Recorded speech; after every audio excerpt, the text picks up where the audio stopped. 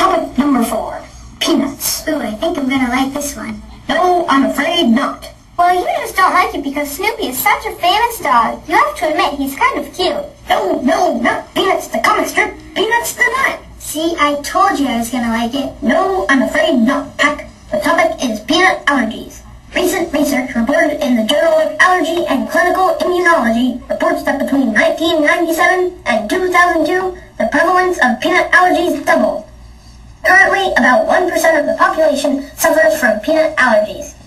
Peanut allergies can be quite nasty. Even small amounts can cause severe reaction. It is estimated that 100 to 150 people in the U.S. die each year from peanut allergies. As a result, peanuts have become the new toxic waste of the 21st century.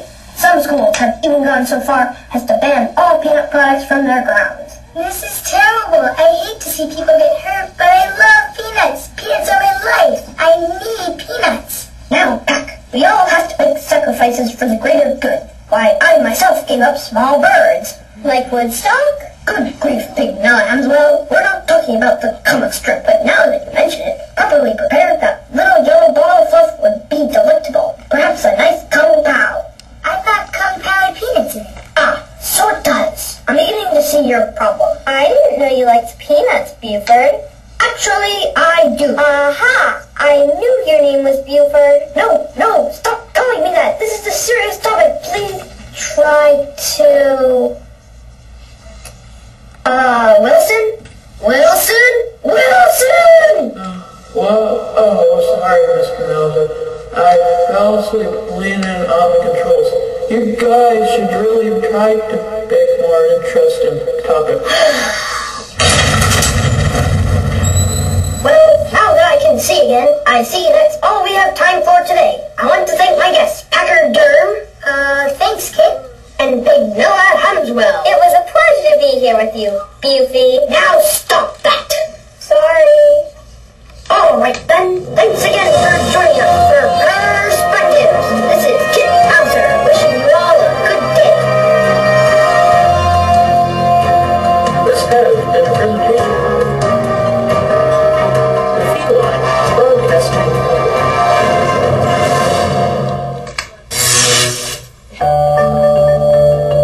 Stay tuned for Cooking with Bill Goat.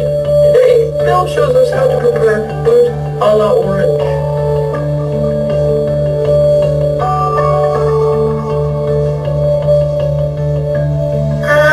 Kit, I think they're still looking at us. Yep, they're definitely still there. Well, maybe if we just sit very still, they'll lose interest and go away.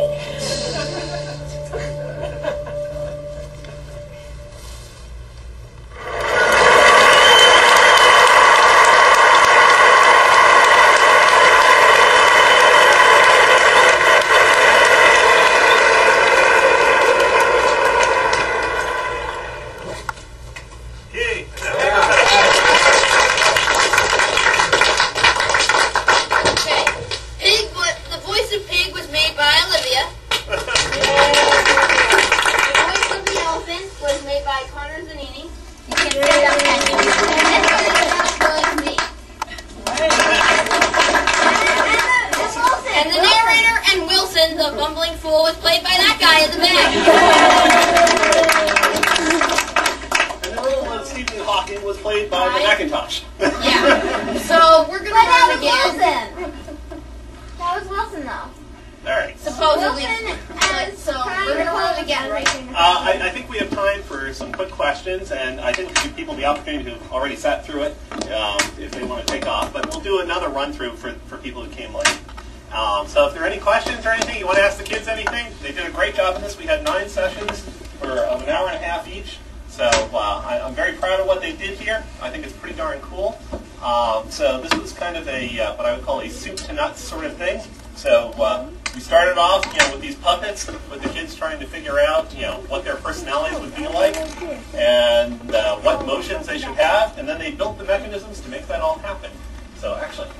I just like to comment, I stopped down a couple of times, I'm Phil Howard, teacher here, and they were hard at work, and they were doing it themselves was the big deal. This wasn't mom and dad doing what mom and dad sometimes do.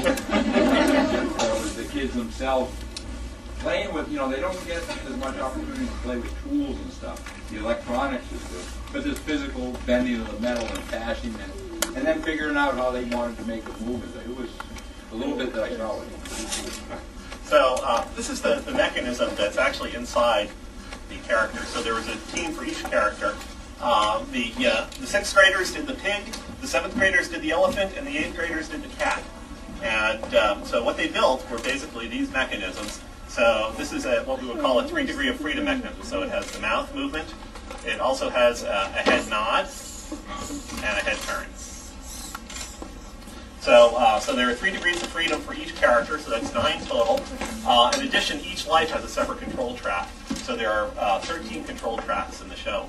On the audio, the script was put together. Basically, we had a bunch of discussions about the character and ideas. I ended up writing most of the script, but the kids performed it, and we recorded them one at a time. So the kids never actually recorded these lines together. They did them all independently, and then we stitched it all together. So there are actually seven separate audio tracks going on here. There's one for each of the characters. The narrator has a track. Wilson has his own track. Stephen Hawking has a track. And there's also a track for the background music and sound effects. So you can get some ideas. It's a fairly complex thing that they did here in this very short time. So big picture, I think this is a great experience for the kids to actually see how different disciplines interrelate. In particular here, how art and technology really should be thought of as one field, that they integrate together. If you imagine, we tend to think of art and technology as very separate sorts of things. But in fact, these days, if you're going to be a modern artist or a modern technologist, you have to know a little bit about both. And this shows a little bit how they interplay. So the design of the character really, depends upon what sort of mechanisms you can build, and then what mechanisms you build kind of determine what you can do with the personality, and they all play back and forth.